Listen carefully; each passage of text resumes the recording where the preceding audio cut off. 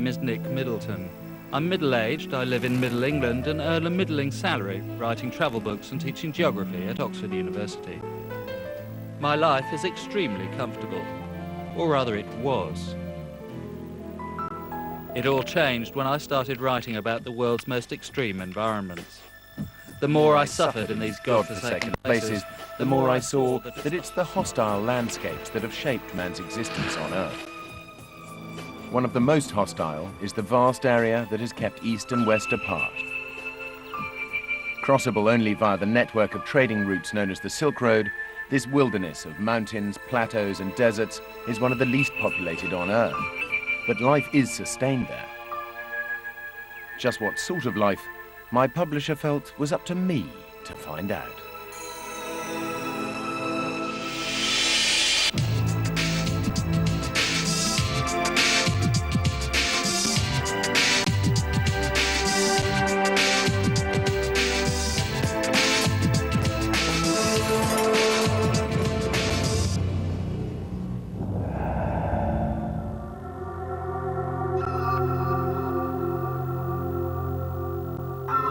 Squeezed between India and Tibet, in the southern half of the Himalayas, lies the tiny, snow-capped kingdom of Nepal. A barrier to the southerly expansion of the Silk Route, it's the steepest country in the world. Within just 100 kilometers, the land rises over 8,000 meters, from a little above sea level in the south to the top of the highest point on the planet. It's a dizzy, giddy, vertical country where the Nepalese have had to learn to carve out a life for themselves on the sheer edge of things. The most extreme example of this is the Gurung people, who every year go to extraordinary and terrifying lengths to collect wild honey from giant bees on the sides of sheer cliffs. I planned to join them on their mid-air honey hunt. But first I would have to overcome one big problem.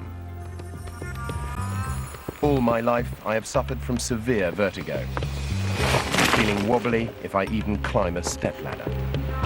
My recurring nightmares have always been about falling.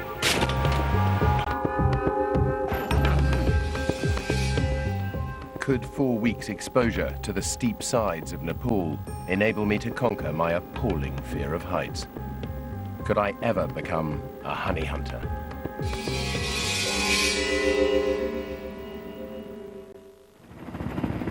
I suffered from vertigo and I'd never even touched a climbing rope.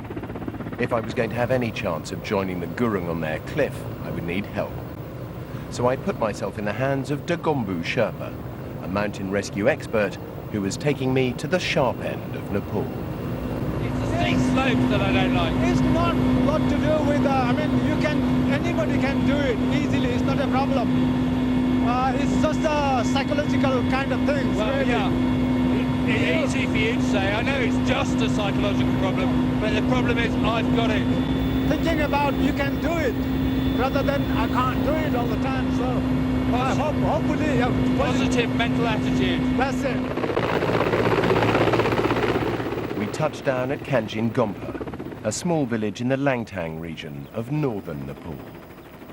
At 3,700 meters above sea level, it's the highest permanently inhabited place in the region, almost 3 times as high as Ben Nevis. If I'd started my journey any higher, I'd have risked getting severe altitude sickness before I'd even begun. Gomper had arranged for me to team up with 3 of his climbing friends. Between them, these guys had stood on the top of Everest an impressive 7 times. Today we have to cross the Langtang River.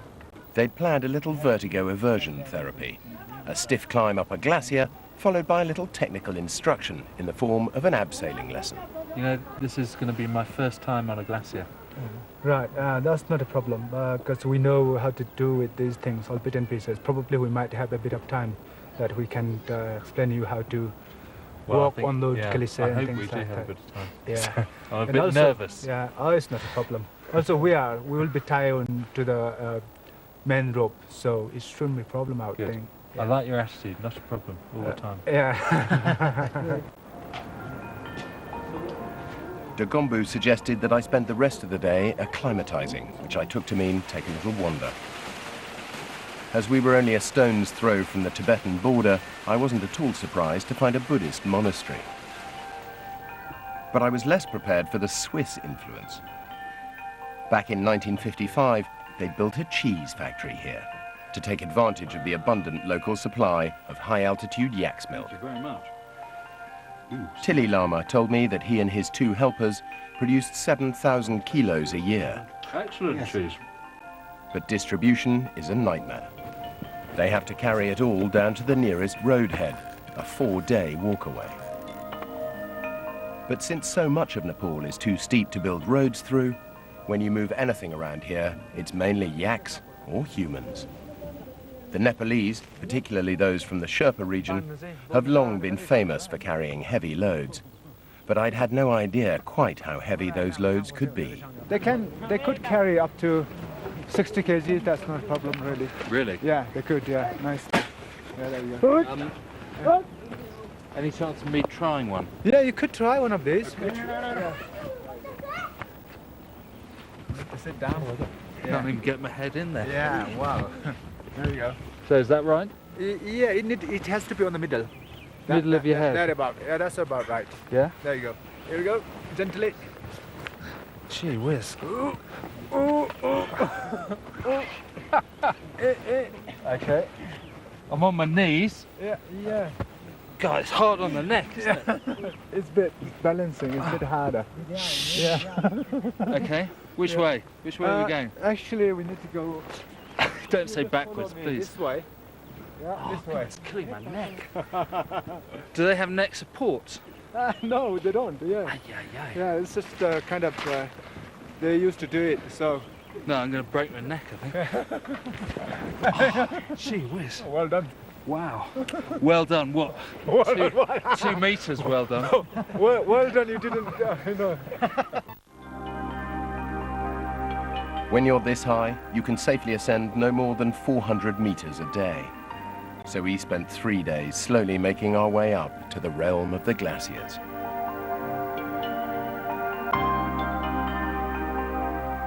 The whole of the Himalayas have been sculpted into U-shaped valleys and pyramidal peaks by these icy bulldozers. They store 12,000 cubic kilometers of fresh water, the largest body of ice outside the polar caps. But thanks to global warming, for the last 150 years, Himalayan glaciers have been in a general state of retreat, some by as much as 40 meters a year.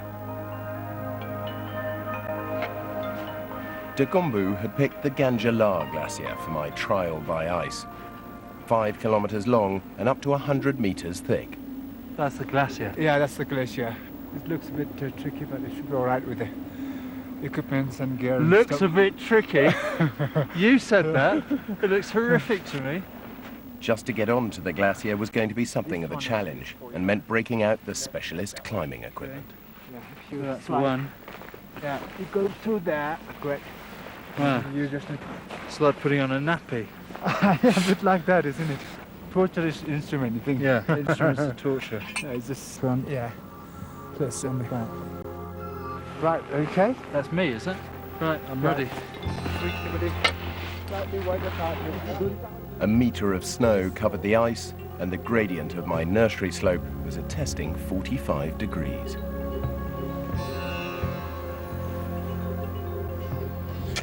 You need to use your front point.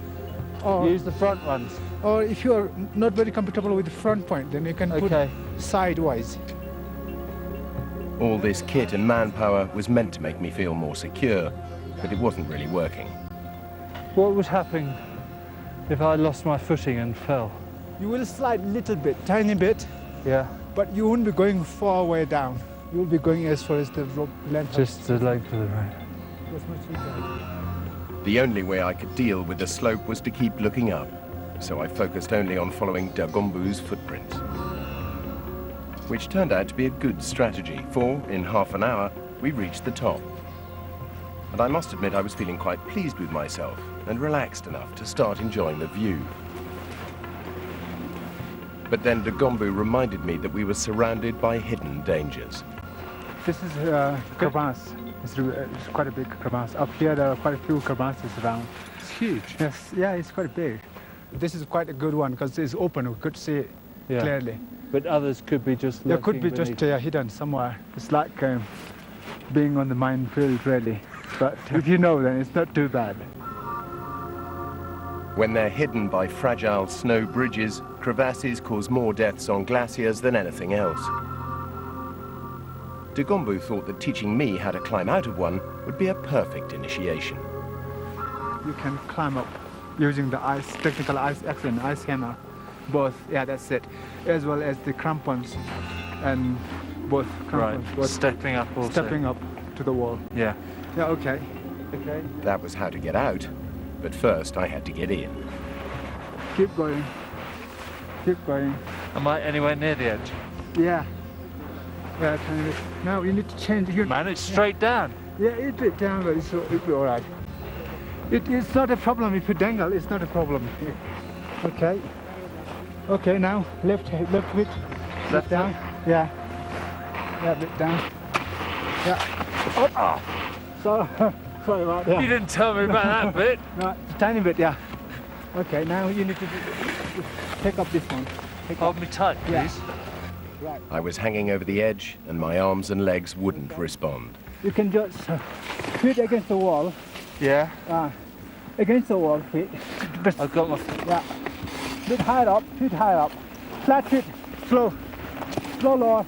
Huh? Flat feet against the wall. Flat feet, yeah, right. Like that, okay. That's better. It was as though I was having to relearn how to walk, my head having to drive my legs through the motions. Keep going. Keep going.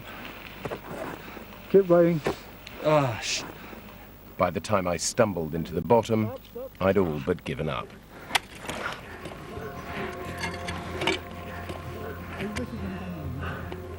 pull, de Gomper. Pull. There was no way I would ever have managed to get out by myself. Okay. Okay, Nick. Put Yeah, your feet once against the wall. Put your feet against the wall. You will be. What on earth was I doing? I couldn't even deal with a 10-meter sheet of ice. Okay. Okay. Use your left hand. Okay. How was I ever going to be able to handle a 150-meter cliff face?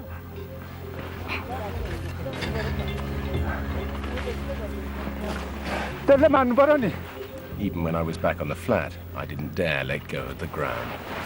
Okay. Good one. Cross for that. Just need to come out, isn't it? Yeah, the ice was not very good quality though. Oh, It was poor quality ice.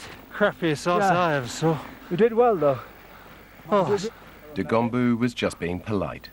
I knew he must have been asking himself what chance this toddler had of scaling a vertical cliff surrounded by a cloud of angry bees. Leaving the high Himalayas behind me, I was heading south, following the course of the Sun Kosi River. One of the perks of being a member of the International Geography Mafia is that we can team up with fellow professionals wherever we go. I'd hitched a lift with one of my peers, Nabaraj Adhikari, a member of the Nepalese hydrology department, who was on a little field trip. How many times have you been down this river? No, I haven't been any times before. Never? No, I have never been on the raft before. You've never even been on a raft before? Never, yeah. I was hoping you might show me the ropes. This is one of the largest of Nepal's rivers, and Nabaraj's department monitors the flow of all of them. How much of this water comes from glaciers? I think this river has a significant contribution from the snow melt. Most of it's from snowmelt. Yeah, most of them. All Nepal's rivers start in the high Himalayas and carve their way south, eventually feeding into the Ganges, which supplies almost 10% of the world's population with water. But when a high glacial melt rate combines with heavy monsoon rains, it can cause devastating flooding in low-lying India and Bangladesh, so Nabaraj's work is crucial for providing an effective early warning system. I'd been rather enjoying drifting towards Pachuagat, one of his more out-of-the-way monitoring stations, when suddenly things got a little more interesting. This looks like quite a serious rapid. Go.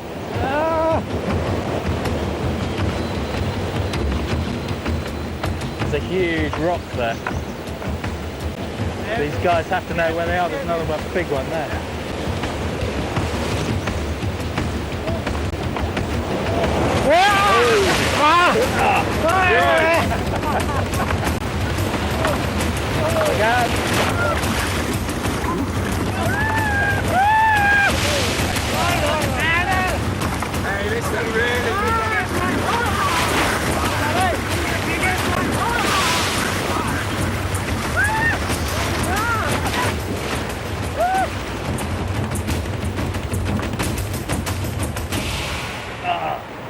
We got a stowaway.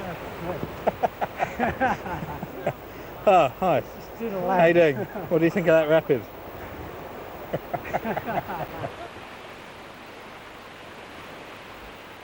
Like many isolated rural villages in Nepal, Pachuagat clings to the side of a steep river-cut valley. Although over 80% of Nepalese people live in the countryside, less than 20% of the land is flat enough to grow anything on. The rest they have had to carve out themselves to make terraces, often as high as they are wide. I don't actually see a village. Where is it? Yeah, it is up on the cliff.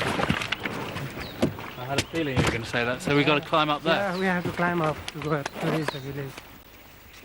I wondered how long it would take me to get used to living on such a steep incline. It all seems such hard work. Every morning, the women of Pachuagat harvest grass for their cows to eat, from slopes which are too steep even for terracing. It was a 40-minute climb to the village, where we met with the hydrology department's faithful clerk, Beardus. Namaste.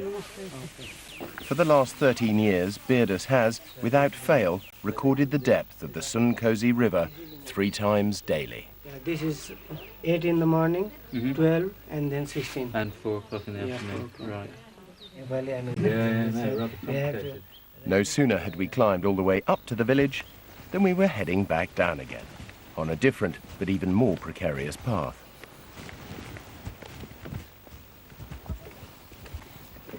Nabaraj was here to measure the river's current. He brought with him a flow meter, which he was going to dangle from a specially constructed cable car. Is that it?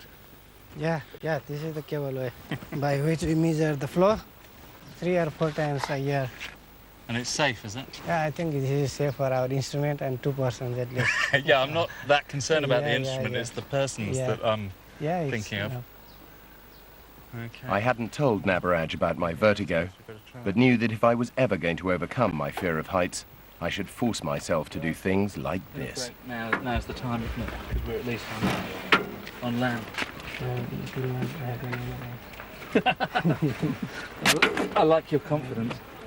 Fine. Okay. But as soon as Beardus started winching us out over the river, Go. I began to seriously regret my decision.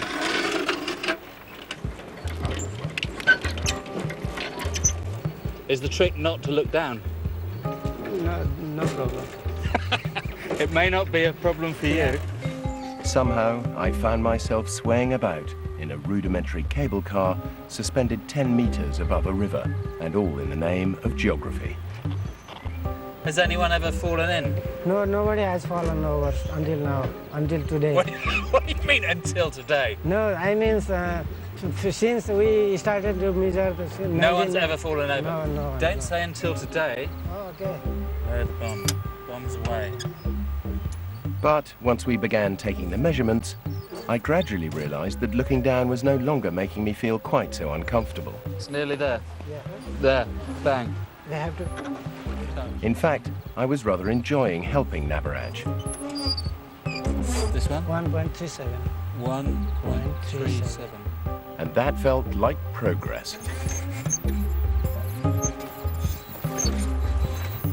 I've been afraid of the cable car, but it was actually all right, dangling in mid-air. So I think I realise now that it's steep slopes, a connection between me up above, whatever's down below, and that's what does me in, because interestingly it was the path down that actually I found more scary than the cable car itself. The next day, I left Nabaraj and Beardus and carried on through the land of the terraces towards my final destination. Tucked into the foothills of the Himalayas, in the rich and fertile Gurung region of Nepal, is the village of Kanjin.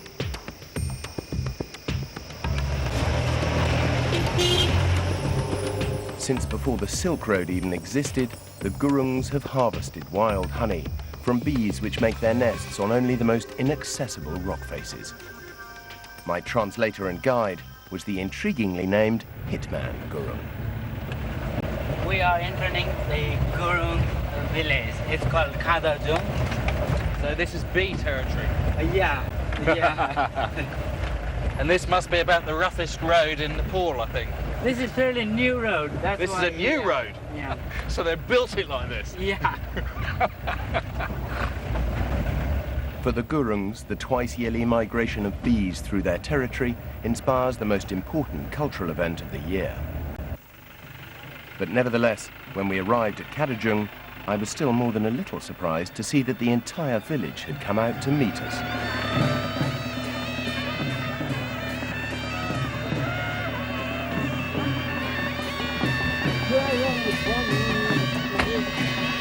Namaste. Namaste. It turned out that Hitman had told the villagers that I was here to train as a honey hunter, the first non-Nepali ever to do so. So you have to say namaste. Namaste. I was being welcomed as a hero, which was flattering, but rather alarming, given I hadn't actually done anything yet, and wasn't at all sure that I'd be able to overcome my fear of heights sufficiently to live up to their expectations.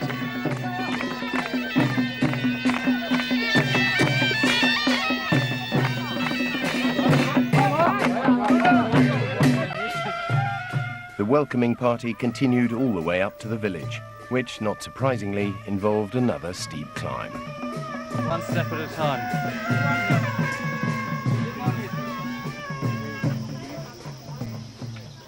When we arrived at the headman's house, our home for the next few days, we were put on display on the veranda. We have to take out the... Of course. By the evening, however, I'm glad to say the excitement had worn off, and Hitman and I were invited to attend a very important meeting. The Gurungs believe in their own mixture of Buddhism and animism, and to find out the best day to go honey hunting, the village elders consult the local gods. They are marking the north, south, east, west, and where the big cliff is located. Getting it wrong, they believe, will lead at best to a poor harvest, and at worst, to accidents on the cliff face. Because someday they can't do like a Wednesday. You can't do it at all on Wednesdays. No. But the final decision is based on the phases of the moon, laid out in their astrological calendar. 3rd of month's year, Thursday, is a very best day during this week. Is it? Yeah. The date was set, and there was no turning back now.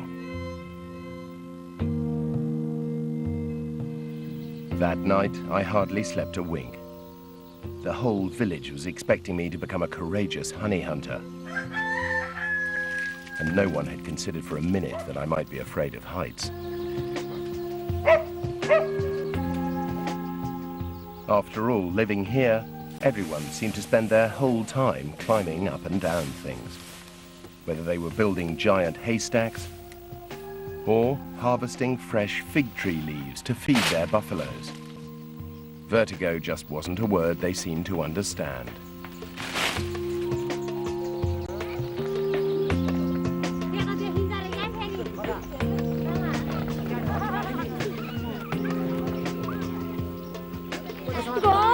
It was increasingly clear that growing up in such a steep country means that the Nepalese have learnt to take living on the edge of things very much in their stride.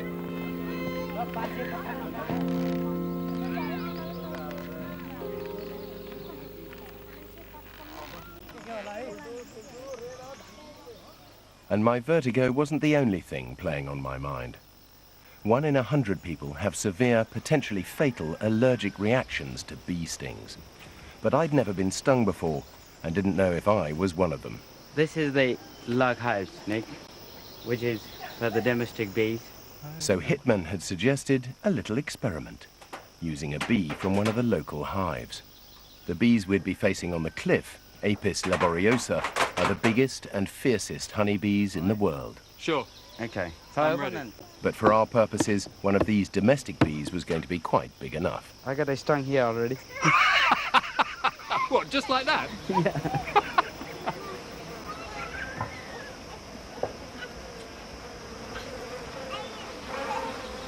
There you are. Out they come to see you. Have you got one? Yeah.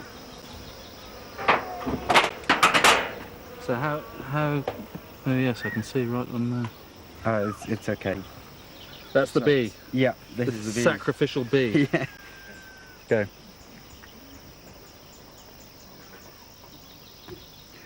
Go ahead. Sting. I'm your enemy. Surprisingly, though, bees don't always sting on demand. Come on. Yeah, get it out of there, yes. Pain. And it's sort of seeping through my entire forearm. But it'd be about 4 or 5 minutes, then after it will be okay. I have to admit that part of me was secretly hoping that I would have an allergic reaction to the sting, so I'd have the perfect excuse to back out of tomorrow's honey hunt. And the cliff bees are bigger, are they? Yeah. Yeah. And therefore more powerful Yeah. stings? Yeah. Yeah. But an hour later, all I had to show from Hitman's experiment was a sore arm and an increasing sense of dread.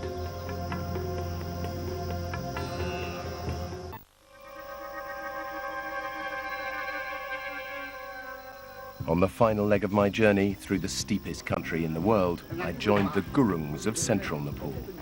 Somewhat against my better judgment, I'd agreed to accompany Min Badur, chief honey hunter, on a journey which would culminate in the ultimate test of my vertigo.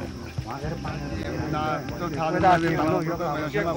I pray to you and God bless you. There was no turning back. I was being inducted into the honey hunting fraternity, Bad things will not follow you. and I was more and more nervous that I wouldn't be able to live up to their expectations.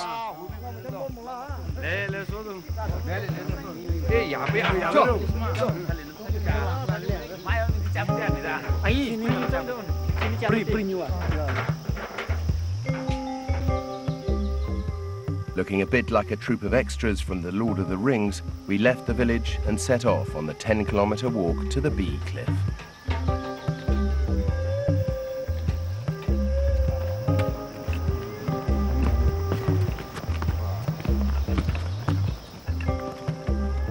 In stark contrast to all the modern climbing gear we'd carried up the glacier, the honey hunters were clearly intending to keep things simple.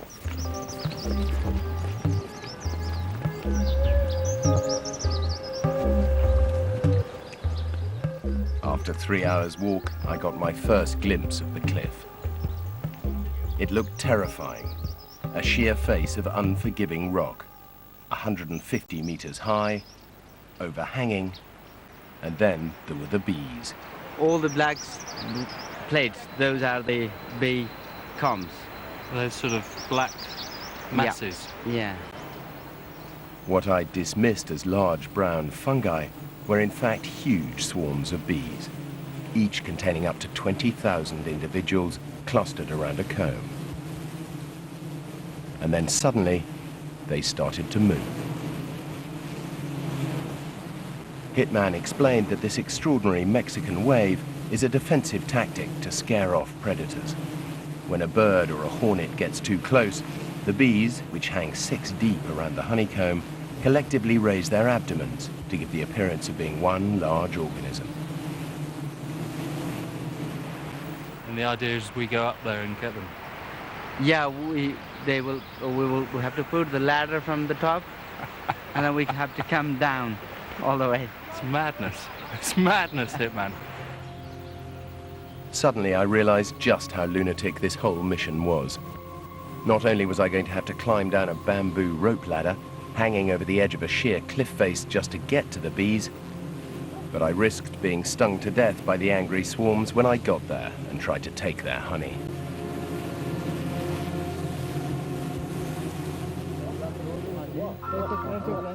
None of this seemed to bother my fellow honey hunters, though, who were enthusiastically planning their assault on the cliff. But first there was the small matter of a few rather essential repairs. Each ladder is almost 50 meters long, handmade from lengths of woven bamboo. During the rest of the year, they are stored in the smoke above Min Badur's hearth to stop them from rotting or being eaten by insects. But they do become brittle, and this year the older of the two needed rather a lot of attention. So there's more than one ladder? Yeah. Maybe I'll get down the other one. Yeah, that's new one. Yeah. That evening, we camped at the bottom of the cliff and ate a traditional honey hunter's meal of nettle stew and baked millet flour. This is, we call dido, which is a sort of porridge. This is very, very good for your health and good for your muscles and body, and Just what you need before Yeah. a day of honey hunting. Yeah. How are you feeling about tomorrow? How am I feeling? Nervous. Nervous? Yeah. Why? What do you mean, why? Because it's a very sheer cliff. There are thousands of honeybees, and I don't like heights.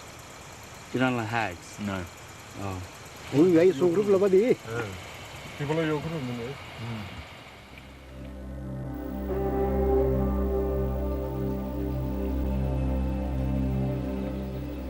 After another restless night's sleep, I awoke to bad news.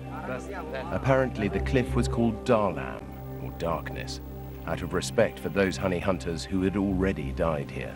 Many years ago, two father and son, they came to here to steal the honey. And they fell down here, both of them, and they died here. If I've learned anything on my travels, it's that when offerings are made to the gods, it means that the humans are pushing their boundaries. And with the Gurung, it was no exception. There was nothing else for it. The day had been deemed auspicious, the spirits were satisfied, and the omens were good. The honey hunt began. First, smoky fires were lit at the foot of the cliff to simulate the effect of a forest fire and trick the bees into abandoning their nests. And sure enough, as Hitman and I made our way up to the bottom of the rock face, bees began to fill the air, exposing the huge yellow nests beneath. They throw it down to here. In fear of being stung, I taped up all the gaps in my shirt. But as new boys, we had to wait at the bottom, while Min Badur and the team hauled the ladders up above our heads and tied them to trees at the top, apparently completely unconcerned about standing on the edge of a 150-meter drop.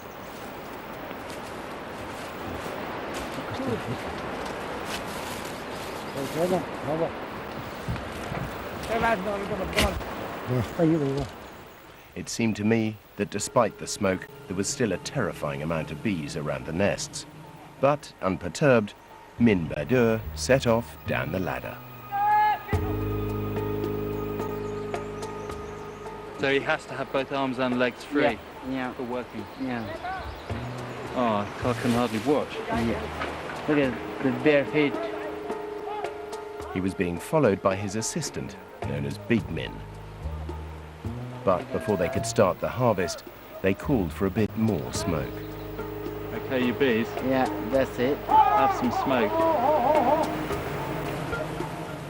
The direct action smoke reveals the brood comb, or bee nursery, where all the baby bees lie incubating in their own hexagonal cells. Look, I mean, they're completely surrounded in a cloud of bees. They Yeah. must be being stung, those guys. Yes, of course. When you are, breaking their nest Yeah, of I their mean, house and busting up his house. Holes are then made in this structure so that ropes with toggles on the end can be threaded through. I still can't quite believe I'm looking at this. Look, now they're just going to chop the root section. Oh yes. With thousands of bees still clustered around the top of the hive where the honey is stored, big men and little men work together to cut away the brood comb, using a kukuri knife lashed to the end of a long pole.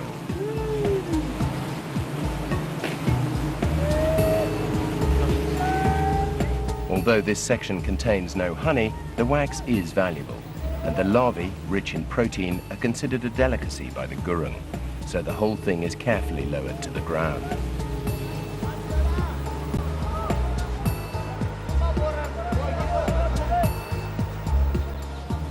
The honeycomb itself is then scraped into a basket lined with goat skin, and it too is lowered to the guys at the bottom. Don't watch it up. There we are. Straight into my hands. Wow. That's the honey. Yeah. Yummy, yum. A lot of bees. Bees and honey. It's quite heavy. Almost. Can't believe you're doing that with your bare hands. Has anyone tried it yet? Not yet, because they have to pray for the cliff and for the before you're allowed to taste it. Yeah, all the gods, and then after they can taste it. Bees and all, every drop of honey is scooped out and collected in giant urns, before sending the basket back up for more.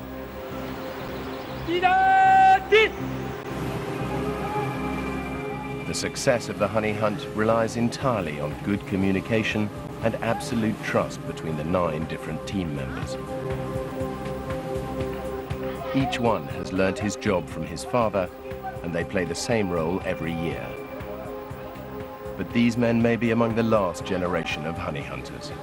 Even though they always leave many of the hives untouched, there are still far fewer than there used to be. The high-altitude meadows where the wild bees collect their pollen are fast disappearing, as Nepal's growing population terrace and cultivate every available square centimetre. Where 20 years ago there might have been 70 bees' nests on this cliff, today there were just 17 that we could see.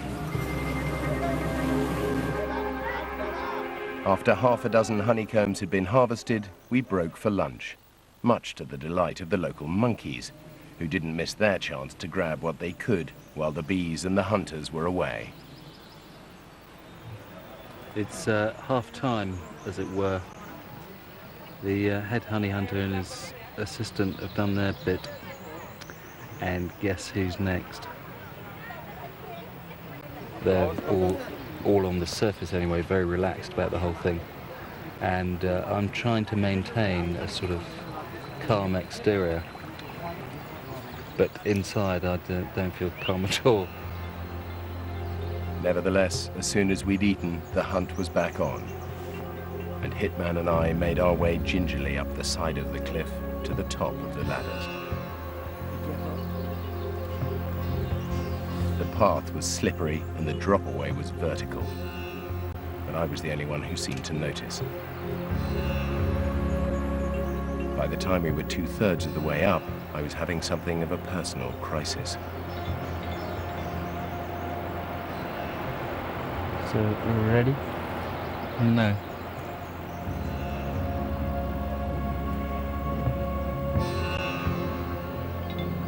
But I knew I couldn't just give up. And despite feeling absolutely petrified, I tentatively approached the very top of the cliff. From down below it had looked high enough, but from up here it was truly horrifying. Even the presence of the safety ropes which Hitman had arranged for me was doing nothing to calm me down. God, bloody hell. We're on the edge. You didn't tell me we were on the edge. Nearly there. And I knew that things were only going to get worse. I felt sick Standing at the top of a sheer cliff, about to follow my guide Hitman down a bamboo rope ladder in pursuit of wild honey, and suffering from severe vertigo. You scared? Yes. Scared, sort of putting it lightly. I think terrified's a better word. You're on a ledge there, aren't you? Yeah. Hitman himself had only done this once before. Khalewa! Khalewa! And watching him tiptoe tentatively over the edge didn't make me feel any better at all. Oh, bloody hell, look at that. Clinging on for dear life. But when he reached the little ledge where the rest of the honey hunters were waiting, it was my turn. I like my life. What am I doing this for? Now, Mr. Tree, you're pretty solid, aren't you? Just stay solid, please.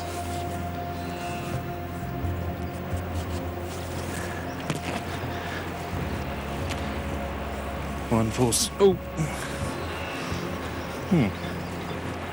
A slippery run. One small step.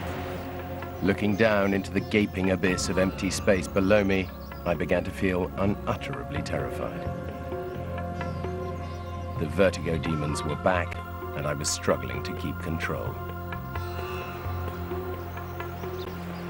Step number 4. Fourth step. Do you want to do 5? Go ahead, enjoy yourself. Step 5 coming up. Yes. Step 5. Oh, it's just straight down.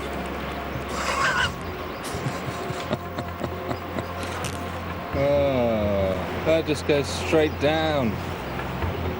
While the honey hunters waited patiently below me, I was in trouble. Hitman? My God. Can't even see the next rung. Guys. Jesus Christ, no, I can't do that. I'm sorry, I can't do it. I just can't do that. I can't do it. Sorry, guys. Hitman! God, bloody hell, get me out of here. Which way's out? Oh, boy. God. Nobody look over there, because it's very bad for you.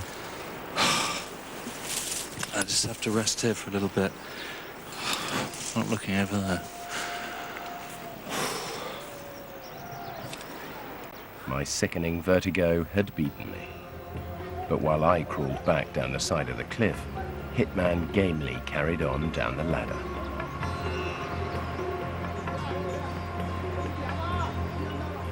And by the time I was back on the ground, he was finally upholding the Gurung's reputation for bravery and proving himself a worthy apprentice honey hunter.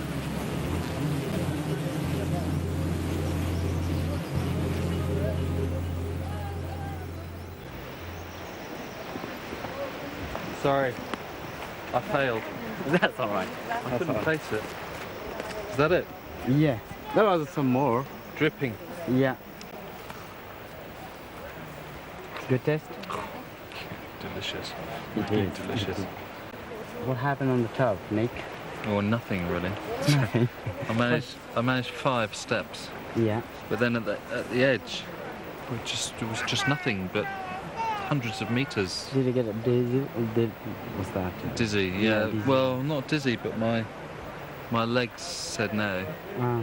and my arms said no, thank you. But if you come down to the second level and if you rest there, Yeah. and you can manage that. Ifs and buts. It was something happened on the top with me as well. Oh, you felt the same? Yeah. You should have told me. You felt the same? Seriously? Yeah. And you still went over? Yeah. Blimey. No, I just couldn't. I just But when couldn't do it. you made it, you know, when you were in next to the comb and you sitting there, it's like a rest, you know? Aha. Yeah. I'm sorry. Tell him that I couldn't face it. Well, that's not सक्ने भयो अरे. You're a very, very strong man. Very brave. तपाईँ एकदम What's he saying? के भन्नु अरे? Very conservative. Your heart. Yeah, my heart's weak. Yeah.